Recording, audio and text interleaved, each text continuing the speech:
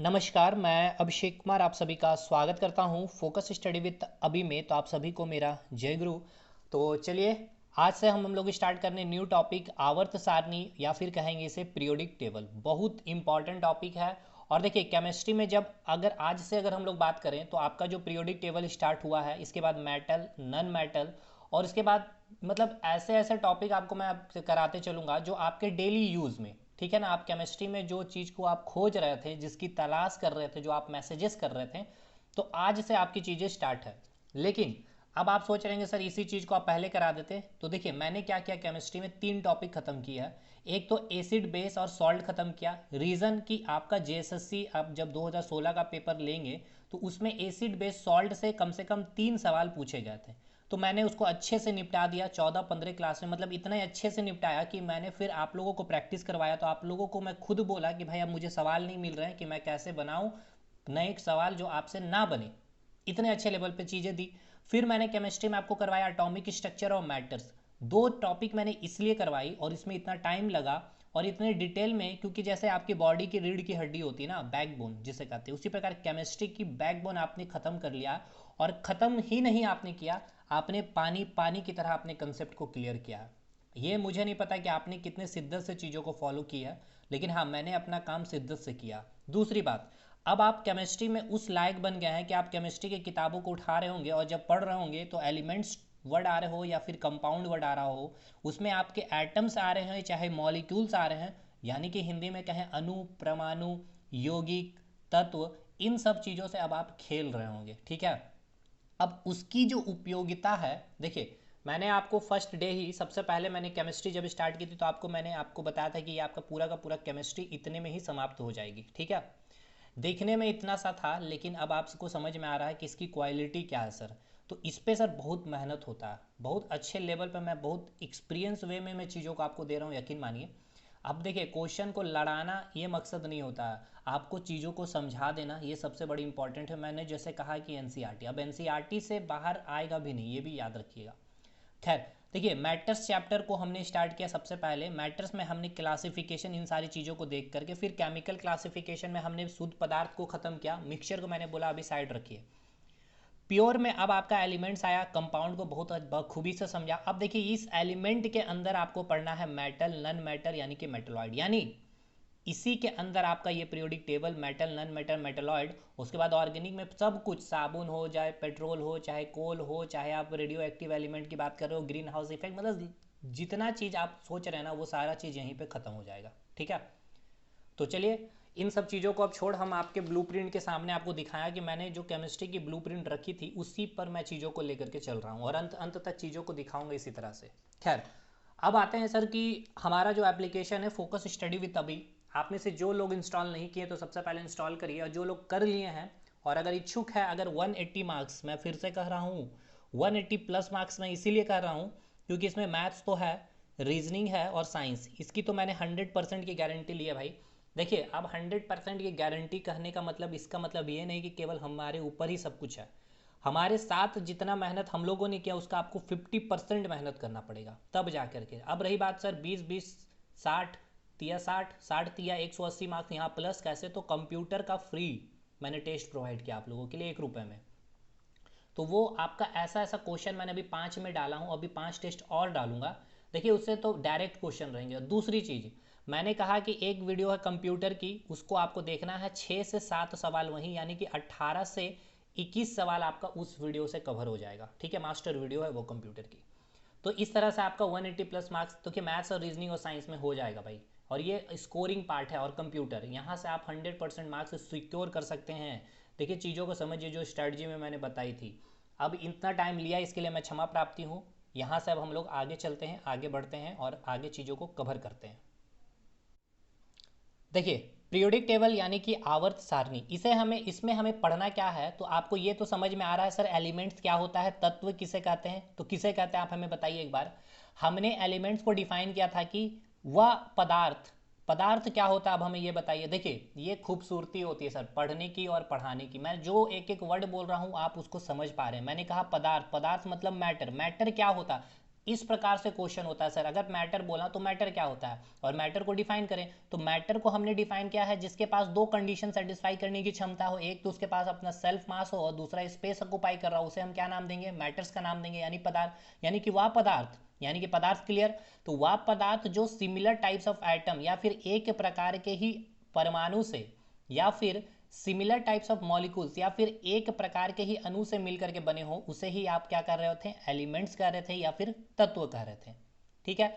अब similar types of atom, atom क्या हो गया, तो वो पदार्थ का सबसे सूक्ष्मतम कण या फिर बोल सकते हैं स्मॉलेस्ट यूनिट को हमने नाम दिया था क्या, एटम्स। और मॉलिक्यूल्स क्या, तो combination of atom is called molecules, या फिर कि जब ग्रुप में जब एटम या फिर ग्रुप का फॉर्मेशन या फिर कह सकते हैं कि जब एटम एक दूसरे के साथ मिलते हैं तो उसको अब क्या नाम देते हैं, मॉलिक्यूल्स, यानी कि अणु का नाम देते हैं। और ये जब एटम्स कंबाइन कर रहे होते हैं तो इनके पीछे दो लॉ काम कर रहा होता है, law of conservation of mass और law of constant proportion. Conservation of mass आपको क्या बताया था कि जो टोटल मास होती है रिएक्टेंट की वो इक्वल्स होती है टोटल मास किसकी, प्रोडक्ट की, ठीक है।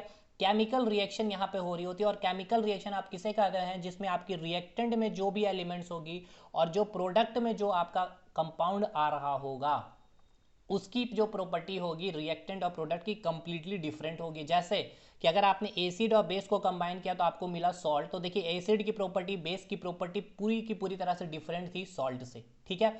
नेक्स्ट उसी प्रकार से अगर मैं बोलूं, अगर मैंने पानी ले लिया है और शरबत को मिलाया तो इससे आपको क्या मिला, पानी का शरबत प्रोडक्ट आपको मिला, तो क्या ये केमिकल रिएक्शन है।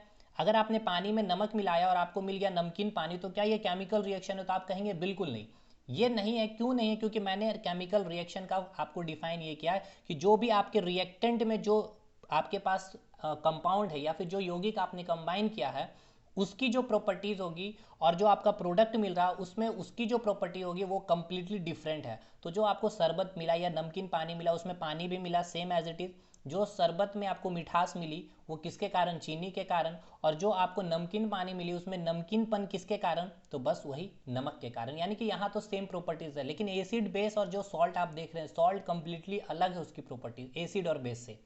तो ये रहा हमारा केमिकल रिएक्शन।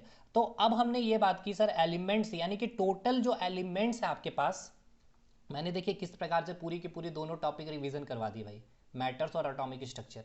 अब आइए, अब आ रहे हैं हम एलिमेंट्स के पास में, यानी कि तत्व के पास में। तो वो एलिमेंट अभी अगर प्रेजेंटली अगर बात की जाए तो हमारे पास टोटल 118 एलिमेंट है, यानी कि हमारे पास टोटल 118 तत्व है। यानी समझ रहे हैं मेरी बातों को, फिजिकली समझिए। इसका मतलब ये है कि आपके पास 118 एलिमेंट ऐसे हैं, यानी कि ऐसे हैं मतलब क्या होगा, जो सेम टाइप्स ऑफ परमाणु से या फिर सेम टाइप्स ऑफ एटम से मिलकर के बने होंगे या फिर सेम टाइप्स ऑफ मॉलिक्यूल से बने होंगे। और इस एलिमेंट को आप कैसे रिप्रेजेंट करते हैं, सिंबल से, जैसे कि आपका हो गया सोडियम, फ्लोरीन को F लिख दिया, क्लोरीन को आपने Cl लिख दिया ये। और देखिए इसको मैं गंदा नहीं करूंगा क्योंकि यही नोट्स आपको मुझे अपलोड भी करनी है, बड़ी खूबसूरती के साथ कंटेंट रेडी किया हूँ। तो ये समझ में आ गया। तो वो टोटल 118 एलिमेंट को आप जो अरेंज करेंगे, जैसे कि आप स्कूल में आप गए तो आपके पास 9th क्लास का भी बच्चा है, 10th क्लास का भी बच्चा है, चलिए स्कूल को हटाइए कॉलेज में चलते हैं। जैसे कि मैकेनिकल के बच्चे होंगे, सिविल के बच्चे होंगे, इलेक्ट्रिकल के बच्चे होंगे, तो एक रो में क्या होगा, मैकेनिकल का स्टूडेंट्स होगा, एक रो में इलेक्ट्रिकल और एक रो में सिविल का। रीज़न क्या है कि जो मैकेनिकल स्टूडेंट की जो प्रॉपर्टीज़ होगी वो सिमिलर होगी, इसलिए उसको एक रो में रखा गया है। उसी प्रकार इलेक्ट्रिकल के बच्चे के एक प्रॉपर्टीज़ और एक प्रॉपर्टीज सिविल की, इसलिए उसको एक रो में रखा गया। उसी प्रकार 118 एलिमेंट में बहुत सारे एलिमेंट ऐसे मिले जिनकी प्रॉपर्टीज सेम मिली, तो जिनकी जिनकी प्रॉपर्टीज सेम मिली उसको एक रो में या फिर एक कॉलम में रख दिया गया, जिससे हमें क्या हुई, आइडेंटिफाई करने में आसानी होगी। क्योंकि 118 एलिमेंट को आप कैसे चीज़ों को आइडेंटिफाई कर पाएंगे, नहीं पाएंगे। तो इसके लिए हमने एक टेबल बनाया और इस टेबल के आगे आपको एक नाम मिल रहा है पीरियोडिक टेबल। पीरियोडिक टेबल मतलब, पीरियोडिक मतलब क्या होना, किसी चीज़ का रिपीटेशन होना। तो उस टेबल में हमने जो एलिमेंट को अरेंज किया है वो एलिमेंट को अरेंज किया है जिसकी प्रॉपर्टीज रिपीट हो रही थी, यानी कि सेम प्रॉपर्टीज मिल रही थी, इसलिए इसका नाम ही हमने रखा पीरियोडिक टेबल। क्लियर हो गया। पीरियोडिक टेबल क्या है, तो पीरियोडिक टेबल में हमने एलिमेंट्स को अरेंज किया है, यानी कि अरेंजमेंट ऑफ एलिमेंट है, ठीक है। उसकी प्रॉपर्टीज यानी कि उसकी जो केमिकल प्रॉपर्टीज है, उनकी जो फिजिकल प्रॉपर्टी है, जैसे कि 118 एलिमेंट में 10 एलिमेंट ऐसे मिले जिनकी physical properties chemical properties same as it is मिली, उसको मैंने एक रो में रख दिया। दूसरा 15 ऐसे एलिमेंट मिले जिनकी सेम मिली, उसको अलग मिल गया, रख दिया मैंने, तो उसकी रिपीटेशन हुई, पीरियोडिक इसीलिए नाम पड़ गया है उसका। तो पीरियोडिक टेबल, टेबल क्यों? क्योंकि एक टेबल हमने बनाया, उस टेबल में ही उस एलिमेंट को हमने अरेंज किया है। ठीक, तो अभी हमारे पास टोटल कितने एलिमेंट्स है? तो अभी आप देख रहे हैं हमारे पास टोटल 118 एलिमेंट है। तो पहला सवाल यही बनता है, आप रेलवे में अगर बैठे होंगे, प्रीवियस ईयर के पेपर दिए होंगे 2018-2022 में, डायरेक्ट पूछा गया सवाल है इन सारी चीज़ों से कि टोटल तत्व की संख्या कितनी है? तो टोटल 118 एलिमेंट्स है। ठीक है भाई, अगर इनमें बात कर ली जाए, इस 118 एलिमेंट्स में आपसे पूछा जाएगा कि मेटल और नन मेटल की संख्या बताइए। देखिए, ये मेटल चैप्टर पूरा अलग से पढ़ेंगे, नन मेटल अलग से पढ़ेंगे, बहुत इंपॉर्टेंट, और यहाँ से भर भर के आपके जेएसएससी हो, चाहे रेलवे हो, चाहे बीपीएससी हो, चाहे बिहार एसएससी हो, चाहे एसएससी हो, जो सवाल आपका पूछता है पीरियोडिक टेबल से भी सवाल पूछता है। तो मेटल की संख्या 91 है और नन मेटल क्या है आपका 27। अभी मेटल नन मेटल आपको कुछ नहीं टेंशन लेना, आपको पूरी अच्छे से पढ़ाऊंगा।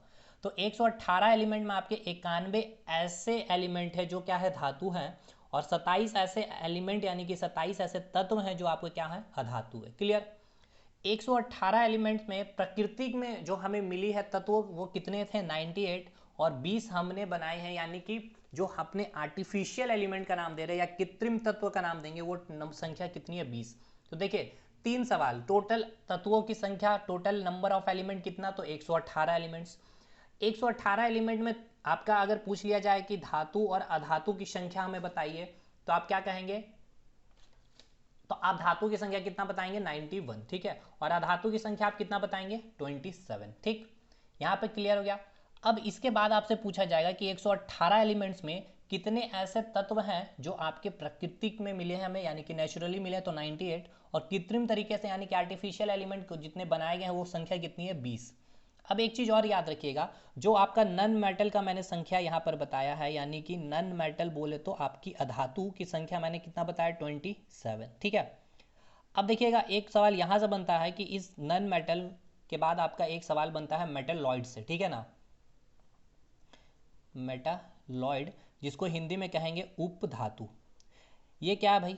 देखिए, इसमें आपका मेटल की भी और नन मेटल दोनों की प्रॉपर्टीज होती है। तो इसकी संख्या कितनी है, तो ये इस नन मेटल के अंदर में ही बता रहा हूँ। ठीक है ना, इसकी संख्या 6 होती है या फिर 7। अब ऐसा क्यों आपने कहा सर? क्योंकि देखिए, रेलवे ने कभी 6 भी सही माना है और कभी 7 भी माना है। तो इस 27 ये इसी के अंदर आएगा, ये मेटलॉइड जो है ना, इसी 27 के अंदर ही आएगा, ये आपको क्लियर रखना है। तो ये 27 जो देख रहे हैं इन दोनों का कम्बिनेशन होगा।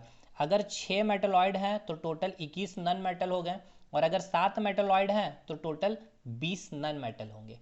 अब ये मेटलॉइड कौन कौन से हैं? तो देखिए, 6 मेटलॉइड हैं आपके, भाई मैं यहाँ कर ही दे रहा हूँ, हालांकि इसको आगे मैं करता।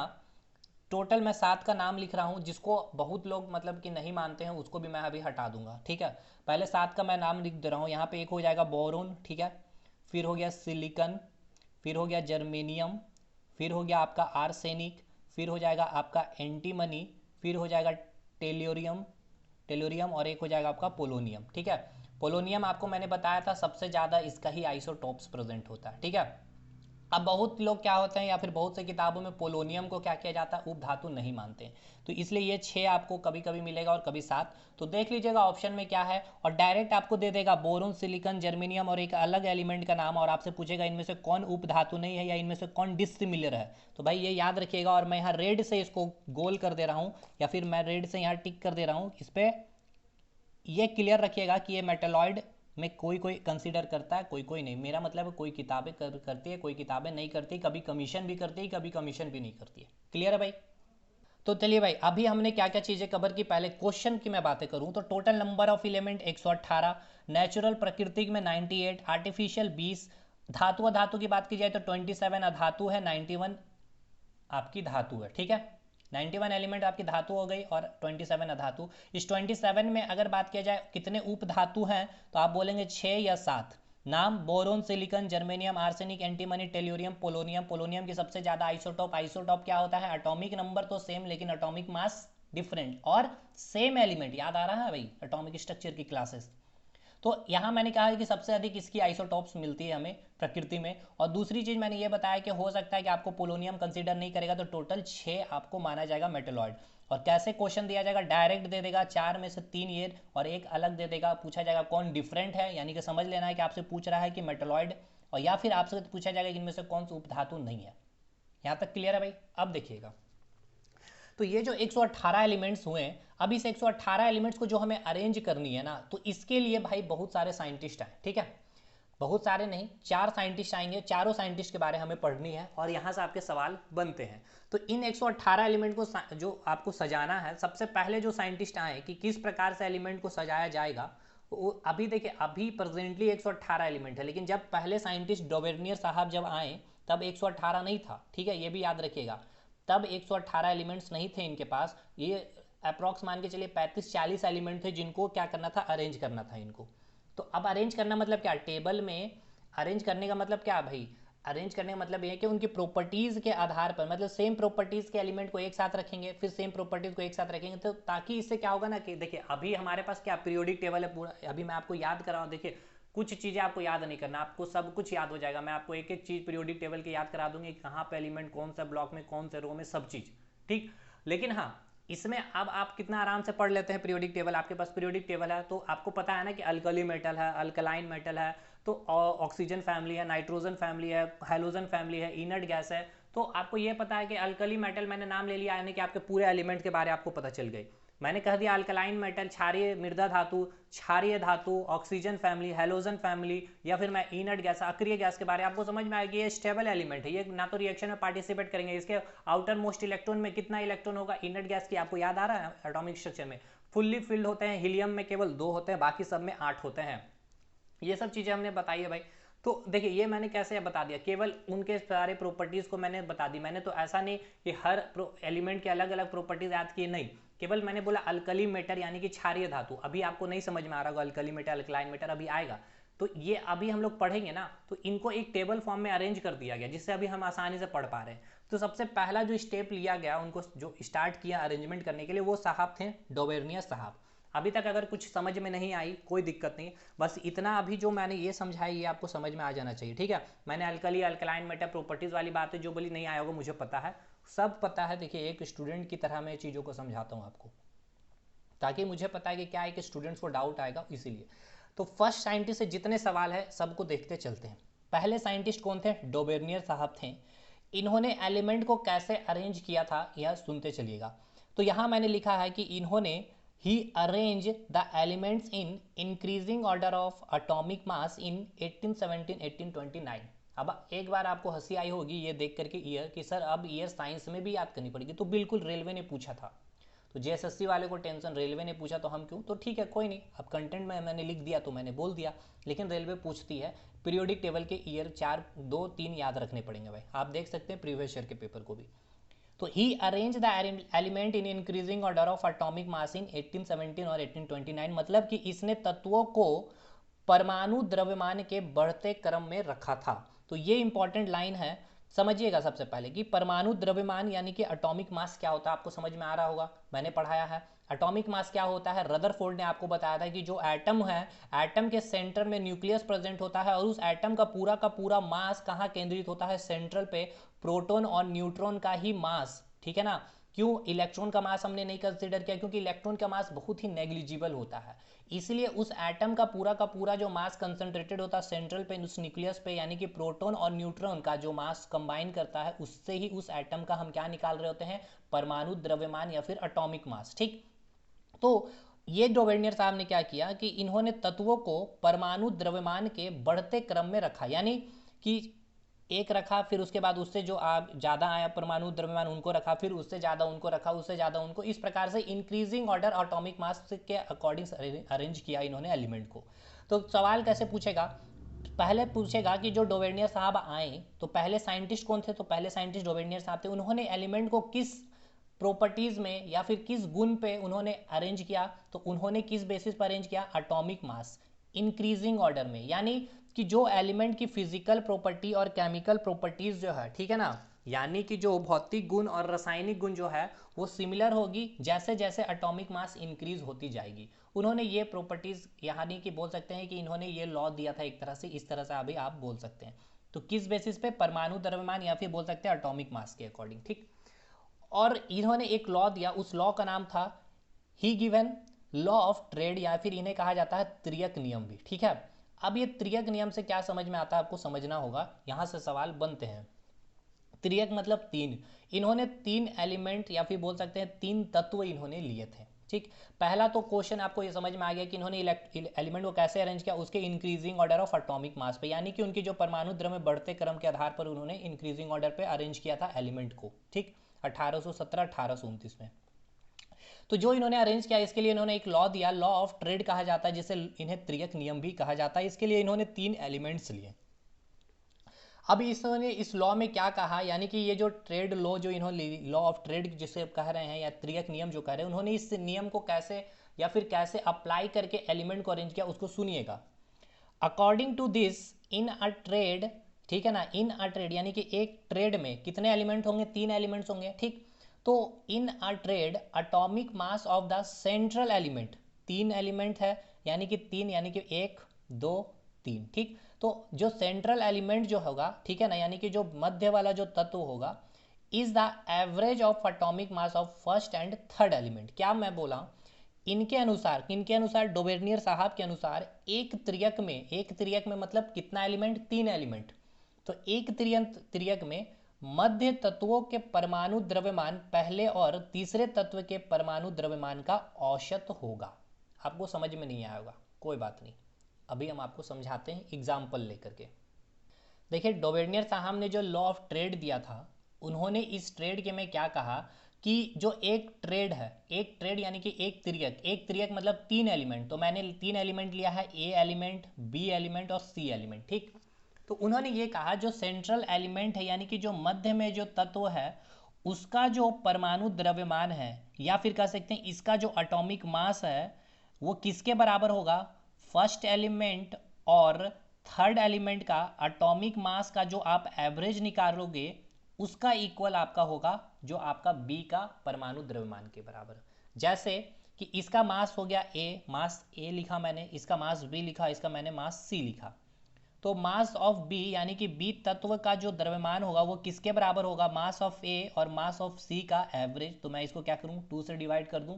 एवरेज कैसे निकालते हैं, जो आपके पास ऑब्जर्वेशन है, कितने ऑब्जर्वेशन है, एक और दो, दोनों को क्या करेंगे, ऐड करेंगे, और कितना है उससे आप डिवाइड कर दिए। ठीक है, दो है तो दो से मैंने डिवाइड कर दिया। तो तीन एलिमेंट्स हमें लेना है ट्रेड में, तो सिंपल सी बात है, दो होंगे, दो, क्योंकि बीच का एटॉमिक मास पहले और तीसरे के एटॉमिक मास का एवरेज के बराबर होगा। तो ये क्या बताया गया था, डोबेर्नियर के साहब के द्वारा लॉ ऑफ ट्रेड में ये लॉ दिया गया था। क्या दिया गया था, फिर से सुनिए, बीच वाले एक ट्रेड में मतलब तीन एलिमेंट का जो सेंट्रल वाला जो एलिमेंट होगा, फर्स्ट एलिमेंट और तीसरे एलिमेंट का जो एटॉमिक मास का एवरेज आएगा, वो जो दूसरे एलिमेंट का जो एटॉमिक मास होगा उसके बराबर होगा। ठीक है भाई, यहां तक क्लियर है, कोई डाउट नहीं। तो देखिए आगे चलते हैं, इन्होंने टोटल कितने ऐसे ट्रेड लिए, तो इन्होंने टोटल 5 ट्रेड लिए थे। ठीक है, लेकिन इनमें क्या हुआ, 3 ट्रेड पे जो आपका लॉ था ये एप्लीकेबल हुआ, लेकिन बाकी दो जो ट्रेड बच गया। देखिए समझिए, 5 ट्रेड का मतलब क्या हुआ, एक ट्रेड में कितने एलिमेंट होंगे, 3, दूसरे ट्रेड में भी 3, तीसरे में भी 3, यानी कि टोटल 5 ट्रेड में, यानी कि टोटल कितने एलिमेंट को इन्होंने अरेंज किया, 15 एलिमेंट। इनके पास था 40 एलिमेंट, लेकिन इन्होंने 40 में केवल 15 पे ही ये अप्लाई किया। उसमें भी ये देखा गया कि केवल 3 ट्रेड में ही ये लॉ लागू हुआ। कौन सा लॉ ऑफ ट्रेड, यानी कि जो बीच वाला जो एलिमेंट है उसका जो एटॉमिक मास पहले और तीसरे एलिमेंट के मास का जो एवरेज आएगा उसके बराबर होगा। केवल 3 ट्रेड में ही काम किया, यानी कि कितने एलिमेंट होंगे, एक ट्रेड में 3, तो एक ट्रेड में 3 एलिमेंट, तो 3 ट्रेड में कितने तत्व, 9 तत्व, सिंपल सी बात है। तो अब उस ट्रेड के बारे में आपसे सवाल पूछेगा, तो मैं यहाँ पे क्या लिखा हूँ कि इन्होंने 5 ट्रेड बनाए थे, जिसमें 3 ट्रेड के भौतिक और रासायनिक गुण परमाणु द्रव्यमान पर निर्भर करी। ठीक है, यानी कि जो उनकी भौतिक गुण रही थी और उनकी जो रासायनिक गुण थी, जैसे जैसे परमाणु द्रव्यमान इंक्रीज होते गया वो सिमिलर देखने को मिला केवल 3 ट्रेड में ही। मतलब he made 5 triad in which 3 triad of physical and chemical property are periodic function of their atomic mass. ठीक है, अब पांचों ट्रेड को देखिए, जिसमें से 3 ट्रेड आपके एग्जाम में पूछे जाते हैं। पहला जो उन्होंने त्रियक लिया, यानी कि फर्स्ट ट्रेड जो लिया, इस तीनों के नाम आपको याद रखने हैं। एक था आपका लिथियम, एक था आपका सोडियम, एक था आपका पोटाशियम। तो इसका मतलब ये हो गया, जो मिडिल वाला जो एलिमेंट है सोडियम का एटॉमिक मास हम कैसे निकालेंगे, इस लिथियम का और इस पोटासियम का एटॉमिक मास को हम क्या करेंगे, 2 से डिवाइड करेंगे, यानी कि लिथियम और पोटासियम का एटॉमिक मास का हम एवरेज निकाल लेंगे तो हमें क्या मिल जाएगा, सोडियम का एटॉमिक मास। अब देखिए हमें क्या पता है सोडियम का एटॉमिक मास कितना होता है, 23। तो देखते हैं 23 आता है कि नहीं लिथियम और पोटासियम का एवरेज निकालने के बाद। तो मैंने निकाला एटॉमिक मास ऑफ सोडियम, ठीक है, equals to atomic mass of lithium, ठीक है, और एटॉमिक मास ऑफ पोटासियम को मैंने 2 से डिवाइड कर दिया एवरेज निकालने के लिए। तो लिथियम का एटॉमिक मास कितना था, 7, और जो आपका पोटासियम था इसका एटॉमिक मास कितना था, 39, को डिवाइड किया 2 से, 39 7 46/2 आ गया 23। तो पहला ट्रेड में आप देखिए सोडियम का भी 23 एटॉमिक मास बिल्कुल सही है। दूसरी बात, ये जो ट्रेड है आपसे एग्जाम में पूछा जाएगा, अभी आप इतना बस याद रखिए क्योंकि अल्कली मेटल क्या होता है इसको हम बहुत डिटेल बताएंगे, इसी चैप्टर में ही बताएंगे, ठीक है ना, या मेटल नॉन मेटल में बताएंगे। अभी सुनिए, फर्स्ट आपसे एग्जाम में कैसे पूछा जाएगा कि फर्स्ट ट्रेड में कौन से एलिमेंट लिए गए, तो लिथियम सोडियम पोटासियम एकदम रट जाइए, कोई 2 दे देगा तीसरा नहीं देगा, पूछेगा आपसे। तो लिथियम सोडियम पोटासियम पहले ट्रेड में कौन कौन से एलिमेंट लिए, तो डोबेनियर सामने, तो लिथियम सोडियम और पोटासियम, क्लियर। अब आइए, जो पहला जो ट्रेड था उसमें ये जो एलिमेंट आप देख रहे हैं ये कैसे एलिमेंट थे, तो ये अल्कली मेटल थे, यानी ये क्षारीय धातु थे। कैसे धातु थे, क्षारीय धातु थे, अल्कली मेटल थे। ये बस इतना अभी आप समझिए, यानी कि इनकी जो टेंडेंसी, अल्कली से आप समझ पा रहे होंगे अगर एसिड बेस सॉल्ट वाला क्लास किए हैं तो, कैसी इनकी नेचर है, क्षारीय नेचर की होगी, ठीक है ना। तो लिथियम सोडियम और पोटासियम जो एलिमेंट उन्होंने लिए थे फर्स्ट ट्रेड में, ये कैसे मेटल थे, तो अल्कली मेटल थे। बस इतना अभी आपको याद कर लेना, ये एक लाइन केवल अभी तक आपको याद करना है, first trade is made up of alkali metal, ठीक है। तो डोवेनियर ऐसे भी पूछा गया आपका सवाल रेलवे के ग्रुप डी में कि जो डोवेनियर साहब ने फर्स्ट ट्रेड लिए थे वो कौन से मेटल थे, अल्कली मेटल थे, अल्कलाइन अर्थ मेटल थे यानी कि क्षारीय धातु थे, क्षारीय मृदा धातु थे, हेलोजन फैमिली थे, या फिर आपका क्या बोलते हैं कोई नाइट्रोजन फैमिली के थे, ठीक है। तो वो कैसे थे, क्षारीय धातु के थे, ठीक। ये हो गया पहला ट्रेड। अब आए दूसरे ट्रेड के बारे में। जब दूसरे ट्रेड में देखा गया तो उसमें कौन कौन सा एलिमेंट उन्होंने लिया, कैल्शियम स्ट्रॉन्सियम और बेरिलियम, ठीक है, कैल्शियम स्ट्रॉन्सियम और बेरिलियम। और ये जो कैसे इन्होंने निकाला, स्ट्रॉन्सियम का एटॉमिक मास हो 37.6, तो कैल्शियम का एटॉमिक मास 40 और बेरियम का 137.3 को 2 से डिवाइड किया तो कितना आ गया 87.6। तो दूसरा ट्रेड भी में भी इनका लॉ लागू हो गया, अप्लाई हो गया। तो ये आपका कौन कौन सा एलिमेंट रहे, कैल्शियम स्ट्रॉन्सियम बेरियम। पहले में कौन थे, लिथियम सोडियम पोटासियम। कौन से मेटल थे, वो यानी कि जो आपके पहले ट्रेड में कौन से मेटल थे, तो अल्कली अर्थ मेटल यानी कि क्षारीय धातु। और दूसरे ट्रेड में ये जो आपके कैल्शियम स्ट्रॉन्सियम जो बेरियम जो एलिमेंट है ये कैसे मेटल थे, अल्कलाइन अर्थ मेटल यानी कि क्षारीय मृदा धातु, यानी कि वो ये एलिमेंट है जो पृथ्वी के अर्थ क्रस्ट से यानी कि पृथ्वी के भूपर पट्टी से निकाली गई तत्व है, ठीक है, उसको हम कहते हैं अल्कलाइन अर्थ मेटल, ठीक, क्लियर। तो ये आप समझ में आ गया, अल्कली मेटल में समझाऊंगा। तो आपका पहला ट्रेड में कौन सा मेटल था, अल्कली मेटल क्षारीय धातु। दूसरे ट्रेड में कौन थे, अल्कली अर्थ मेटल, एलिमेंट का नाम कैल्शियम स्ट्रॉन्सियम बेरियम। पहले में कौन थे, लिथियम सोडियम पोटासियम, ठीक है। अब आगे चलते हैं, अब देखते हैं तीसरा ट्रेड कौन था, तो हैलोजन ग्रुप का था, या फिर बोल सकते हैं halogen family. First trade alkali metal, second trade alkaline earth metal क्षारीय मृदा धातु। तीसरा ट्रेड में कौन लिए गए थे, जो एलिमेंट लिए गए थे क्लोरीन ब्रोमीन और आयोडीन। ये कैसे फैमिली से बिलोंग करते हैं, हैलोजन फैमिली से, ठीक है। तो देखिए क्लोरीन ब्रोमीन आयोडीन ये 3 ट्रेड यानी कि लिथियम सोडियम पोटासियम पहला, दूसरा कैल्शियम स्ट्रॉन्सियम बेरियम और तीसरा क्लोरीन ब्रोमीन और आयोडीन। अभी 3 ट्रेड तक इनके नियम सफल हुए, लेकिन जब इन्होंने चौथा ट्रेड ऑक्सीजन फैमिली का लिया, सल्फर सेलेनियम टेल्यूरियम, यहाँ पर वो लॉ ऑफ ट्रेड काम नहीं किया, मतलब इनका एटॉमिक मास इसके एटॉमिक मास और इसके एटॉमिक मास के एवरेज के बराबर नहीं हुआ। दूसरा पांचवा ट्रेड इन्होंने लिया नाइट्रोजन फैमिली का, नाइट्रोजन फास्फोरस आर्सेनिक, तो यहाँ पर भी ये लॉ काम नहीं किया। तो 3 ट्रेड में काम किया, ये तीनों ट्रेड एटलीस्ट आपके याद रखने हैं भाई, जेएसएससी वाले रेलवे के लिए ये पूरा याद रखना है सारे, कि पांचवें ट्रेड में उन्होंने कौन से लिए थे एलिमेंट, सॉरी कौन से फैमिली से लिए थे, नाइट्रोजन फैमिली से, चौथे में ऑक्सीजन फैमिली से। तो ये रहा हमारा डोवेनियर साहब का पूरा कहानी आपका पीरियोडिक टेबल से, कि उन्होंने किस प्रकार से एलिमेंट को अरेंज किया। अभी टेबल की कहीं बात हुई नहीं है, ठीक है ना।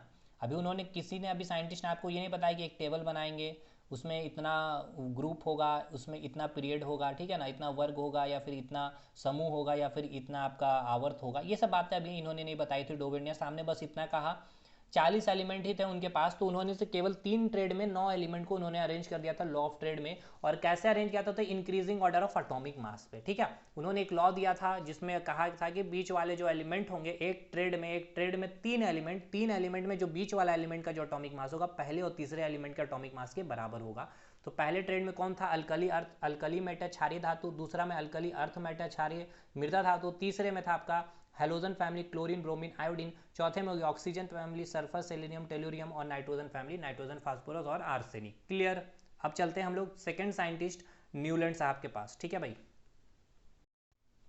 तो चलिए अब हम लोग देखते हैं दूसरे साइंटिस्ट यानी कि न्यूलैंड साहब की बात करते हैं। देखिए सिंपल सी बात है, जब पहले साइंटिस्ट ने चीज़ें पे काम की जो सफल नहीं हो पाए, उनकी जो कमियां थी उनको दूसरे साइंटिस्ट आए।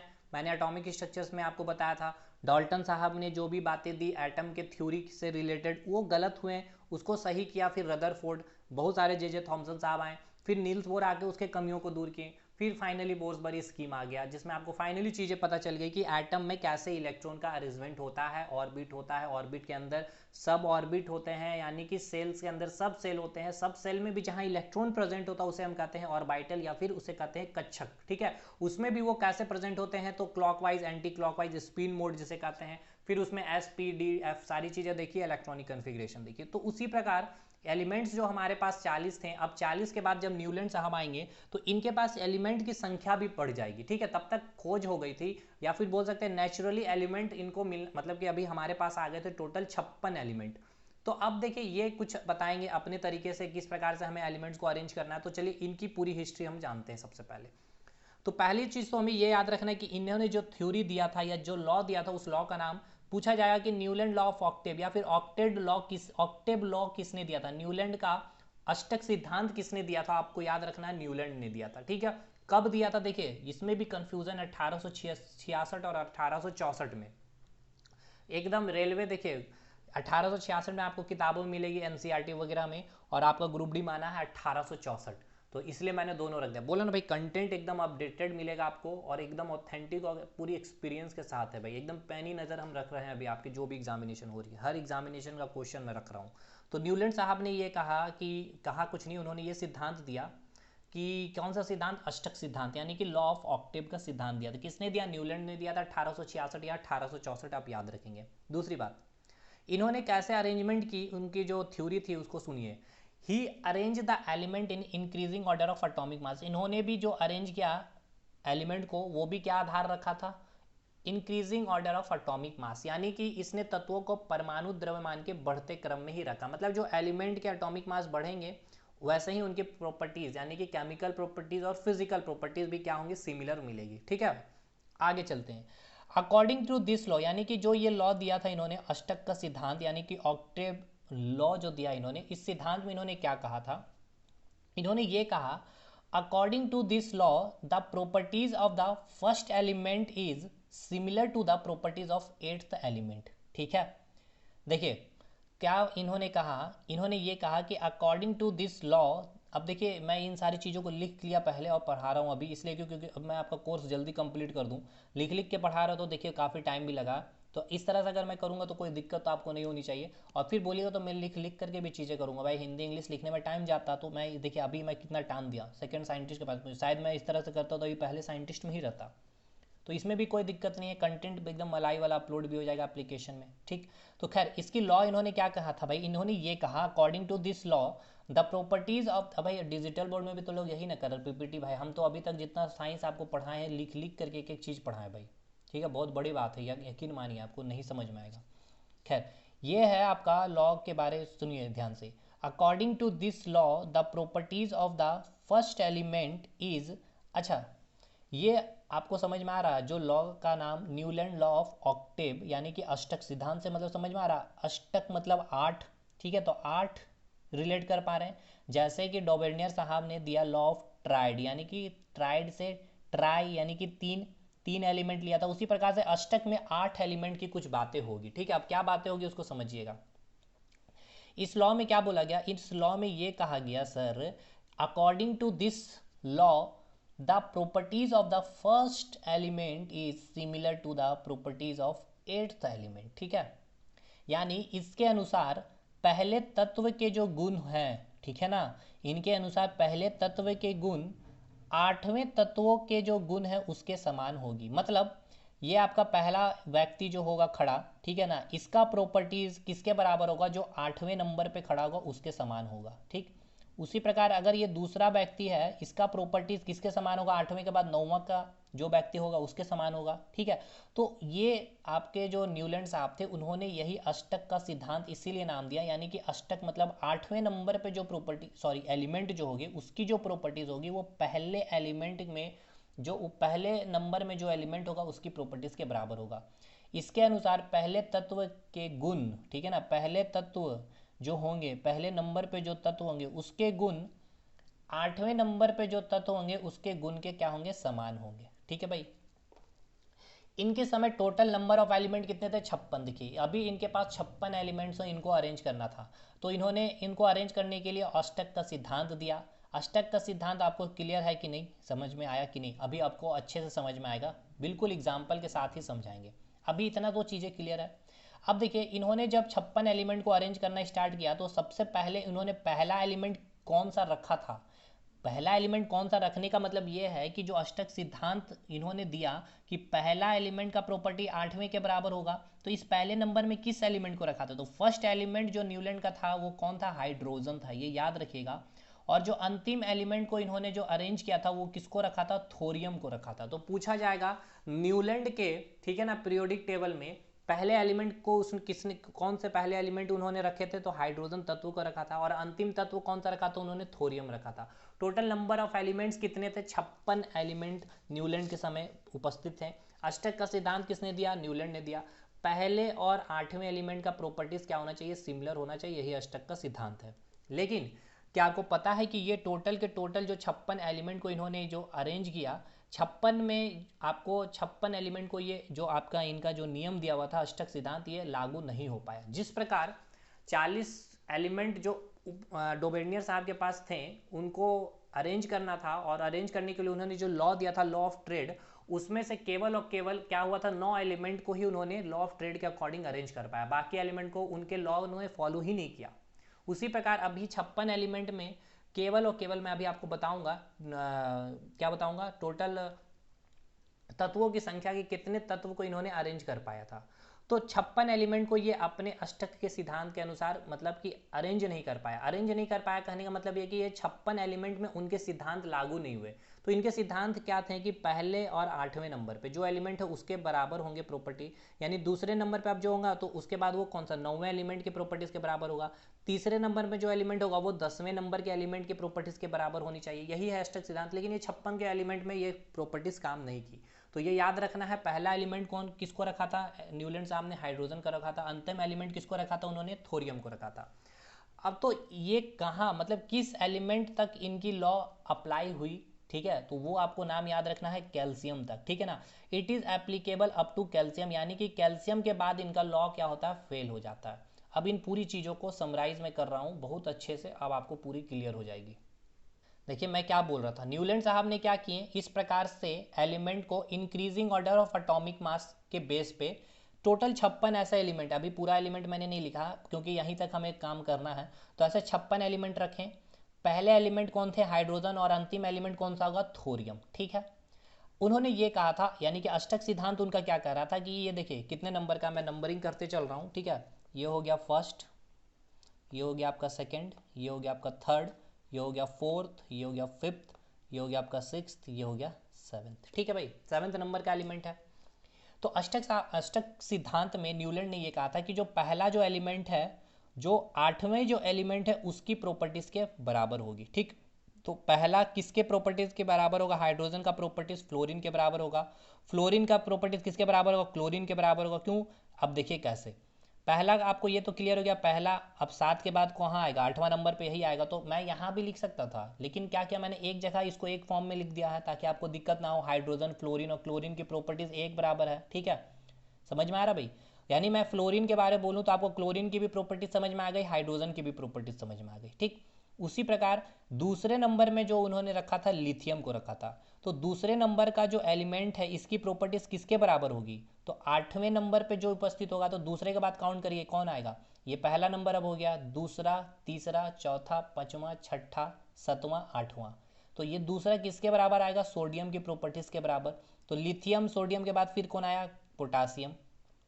देखिए इसके बाद अगर आठवां नंबर कैलकुलेट करेंगे तो कौन आएगा? ये पहला हो गया, दूसरा, तीसरा, चौथा, पांचवा, सातवां, सॉरी, पहला, दूसरा, तीसरा, चौथा, पांचवा, छठा, सातवां, नहीं, मैंने क्या कहा कि ये जो एलिमेंट होगा, ये पहला एलिमेंट, अभी अब सोडियम के लिए मैं कंसीडर करूंगा तो ये पहला एलिमेंट हो जाएगा। इसका प्रॉपर्टीज आठवें एलिमेंट के बराबर होगा, पोटासियम के बराबर। तो चलिए काउंट करते ही आठवें नंबर पे आता है कि नहीं। ये पहला हो गया, ये दूसरा, ये तीसरा, ये चौथा, ये पांचवा, ये छठा, ये सातवां और ये आठवां। ठीक है भाई, ठीक। उसी प्रकार अब यहाँ ये बेरिलियम में देखा गया तो देखिए लिथियम की प्रॉपर्टी, सोडियम की, पोटासियम, ये प्रॉपर्टी बिल्कुल सिमिलर है, तो बिल्कुल अभी तक सही चल रहे हैं। अब आइए बेरिलियम के पास। तो बेरिलियम ये पहला एलिमेंट, अब हम इसको कंसीडर करेंगे। इसकी प्रॉपर्टीज किसके बराबर होगी? इस पहले एलिमेंट की आठवें एलिमेंट के बराबर होनी चाहिए, यानी कि यहाँ मैंने लिखा मैग्नीशियम। तो क्या मैग्नीशियम आठवें नंबर पे आता है? तो काउंट करते हैं, 1 2 3 4 5 6 7 8। तो बिल्कुल सही है भाई। तो अब बेरिलियम मैग्नीशियम की प्रॉपर्टी बिल्कुल सिमिलर है, एकदम सही बात है। अब आइए मैग्नीशियम के बाद कैल्शियम। तो मैग्नीशियम को पहला एलिमेंट मान के आठवें नंबर पे कैल्शियम आना चाहिए। तो पहला, दूसरा, तीसरा, चौथा, पांचवा, सात, पहला, दूसरा, तीसरा, चौथा, पांचवा, ठीक है, छठा, सातवां, आठवां, यानी कि ठीक है भाई कैल्शियम तक। अब देखिए यहाँ तक आपकी जो ऑक्टेड लॉ दिया गया था न्यूलैंड के द्वारा, या फिर कह सकते हैं अष्टक सिद्धांत जो दिया गया था, यहाँ तक अप्लाई हुई, यहाँ तक सक्सेस हुई, ठीक। अब चला हमने बोरोन के पास, तो उसकी बाद आठवें नंबर पे आया एल्यूमिनियम। इनकी प्रॉपर्टीज सिमिलर हुई, लेकिन जब देखा गया स्कैंडियम इसके नीचे रखा गया, तो स्कैंडियम की प्रॉपर्टीज ना तो एल्यूमिनियम के बराबर सिमिलर थी, ना ही बोरोन के सिमिलर थी। फिर उसी प्रकार कार्बन सिलिकॉन के नीचे देखा गया, फिर नाइट्रोजन फास्फोरस के बाद देखा गया मैंगनीज को, ऑक्सीजन सल्फर के बाद देखा, तो यहाँ क्या देखा गया? आयरन। अब देखिए ऑक्सीजन सल्फर और आयरन, ये आपका जो है ये आयरन, क्या आप ऑक्सीजन सल्फर और आयरन की प्रॉपर्टीज सेम है? ऑक्सीजन सल्फर तो ठीक है भाई, तो आयरन की प्रॉपर्टीज तो दूर दूर तक सिमिलर नहीं है ऑक्सीजन सल्फर से। तो ये आप कैसे यहाँ इसके नीचे रख दिए? मैग्नीज को कैसे रख दिए नाइट्रोजन फास्फोरस के नीचे? तो अब इस तरह से यहाँ पर आपको मिलेगा, यहाँ पर आपको देखने को मिलेगा कोबाल्ट, निकेल, और यहाँ पे ये क्या किए? दो एलिमेंट को एक साथ रख दिए, रखना था एक को ही, दो दो को रख दिए। अब देखिए कोबाल्ट और निकेल की जो प्रॉपर्टीज है ये सिमिलर काफ़ी हद तक आपको देखने, ये रखा गया कहाँ? देखिए फ्लोरीन क्लोरीन कौन से ग्रुप में आता है? हेलोजन। अभी हेलोजन हमको आपको समझ में आएगा, लेकिन थोड़ी बहुत तो केमिस्ट्री पढ़े होंगे भाई आप। तो इसकी तो प्रॉपर्टीज आपको आयरन से मिलती जुलती है भाई, तो यहाँ नहीं रख करके रख दिया गया यहाँ। तो ये इतने, यानी कि कहाँ तक? आपका कैल्शियम तक इनका ऑक्टेव सिद्धांत लागू हुआ, ठीक है। यानी कहा दिया जाए, यानी कि ये आपकी, ठीक है भाई, ये मैच कर गया इनकी प्रॉपर्टीज़, ठीक, इनकी प्रॉपर्टीज़ मैच कर गई ऑक्टेव सिद्धांत यानी कि अष्टक सिद्धांत के अनुसार, ठीक। उसी प्रकार इसकी यहाँ तक की भी अगर अप्लाई हो गई, यहाँ पर भी मैं कहूँगा इसकी भी अप्लाई हो गई, और यहाँ तक मैं कहूँगा इसकी भी अप्लाई हो गई। लेकिन इसके बाद कैल्शियम के बाद स्कैंडियम, जितना भी टाइटेनियम, मैग्नीज, आयरन, इसकी प्रॉपर्टीज़ मैच नहीं कर पाई। ये और अष्टक सिद्धांत की लिमिटेशन हुई या फिर कमियाँ हुई। इसको फिर दूर करेंगे आपके मैंडलिप साहब, ठीक है भाई। अब समझिएगा ध्यान से। तो अभी आपको क्या समझ में आया? न्यूलैंड का पूरा चीज आपको क्लियर हुआ? आपको क्या दिया इन्होंने? अष्टक सिद्धांत दिया। अष्टक सिद्धांत ये बोलता है कि पहला एलिमेंट और आठवें एलिमेंट का फिजिकल केमिकल प्रॉपर्टी सिमिलर होगा। पहला एलिमेंट कौन सा लिया? हाइड्रोजन। अंतिम एलिमेंट कौन सा लिया? थोरियम। कहाँ तक इनका सिद्धांत लागू हुआ? कैल्शियम तक हुआ। ये सब चीज़ें क्लियर है भाई? हमें बताइए, ये पूरा का पूरा चीज़ें क्लियर हो जाना चाहिए। देखिए मैंडलीफ को अगले क्लास में हम लोग लेंगे, क्योंकि मैंडलीफ इंपॉर्टेंट है, और उसके बाद मौजले साहब को मॉडर्न पीरियोडिक टेबल जिसे हम लोग पढ़ रहे होते हैं उसके बाद बात करेंगे, ठीक है। यहाँ तक चीज़ें एकदम अच्छे से कंठस्थ मैंने पूरा याद करवा दिया भाई, ठीक है। चाहे आप डोवेनियर साहब की बात करो, चाहे न्यूलैंड साहब की बात। डोवेनियर ने क्या किया? लॉ ऑफ ट्रेड दिया। उन्होंने टोटल 5 ट्रेड लिए, 5 में 3 ट्रेड ही सही हुआ। 3 में कौन था? पहला अल्कली मैटर, दूसरा अल्कलाइन अर्थ मैटर, तीसरा क्या था आपका? नाइट्रोजन फैमिली, चौथा क्या था? ऑक्सीजन, और फिर आपका सॉरी हेलोजन फैमिली, चौथा हो गया ऑक्सीजन फैमिली, पांचवा आपका हो गया नाइट्रोजन फैमिली। तो अल्कली मेटल में क्या था? Lithium sodium potassium. Alkaline earth metal यानी कि क्षारीय मृदा धातु में क्या था? Calcium strontium bohrium. और तीसरा जो आपका था हेलोजन फैमिली में क्लोरीन क्लोरीन ब्रोमीन और आयोडीन। क्या था उनका लॉ ऑफ ट्रेड? जो मिडिल में ट्रेड मतलब 3 एलिमेंट, ट्रेड मतलब 3 एलिमेंट, मध्य में जो एलिमेंट है उसका एटॉमिक मास पहले और तीसरे एलिमेंट के एटॉमिक मास का एवरेज होता है, यही उनका था प्रॉपर्टी। तो पूरा कंप्लीट रिवीजन हो गया भाई।